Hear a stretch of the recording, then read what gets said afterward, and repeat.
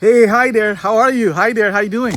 Sol here, your performance optimizer. In today's Performance Edge Weekly Wisdom, we're going to address something that's been a myth. And this week, it's what's wrong with work-life balance. Again, what's wrong with work-life balance? Why is it a myth? Very simple. I want to bring something to your awareness that hopefully you'll see that value. Here is this. Why is that there is a myth? Because the presupposition of saying work and life balance, let's just think about it. When you say work-life balance, what are you doing? There is a premise. The premise that work and life are equal footing, right? Think about a scale, right? Those old scale we had, right? Where you put something on one side, you put it on the same side, right? So what you're doing when you say work-life balance, you are putting work and life at the same plane. But here is the truth. What is the truth? Life is a bigger canvas. I'm going to repeat it. Life is a bigger canvas, right? Because without life, there is no work, right?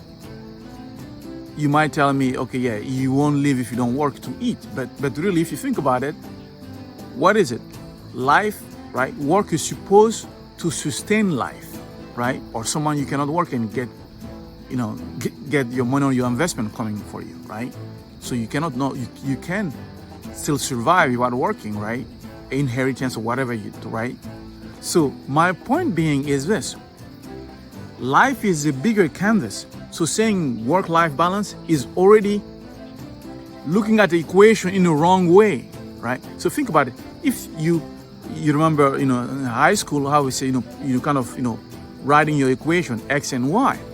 So if the equation is already wrongly set, if a problem is wrongly asked, if a question is wrongly asked, what you're gonna get is gonna be the wrong thing. So that's why to have an optimal performance result, right?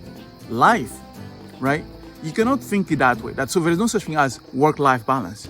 Instead, optimal, thinking result. You gotta realize what matters the most. You gotta get your priorities straight. So your priority is life first. Does that make sense? And then there is work, there is your relationship, there is health, there is your passion, right? There is all that fit within life. So life is a bigger canvas. So really, I want you to pay attention to that. And this is really a paradigm shift I share usually with my client, right? So think about that. If you kind of have that priority straight, and if you have that clarity, I want to repeat, because clarity is power. Clarity is power. So when that's clear that life is a bigger canvas and work is supposed to serve and sustain my life, what that means, just a small example, right?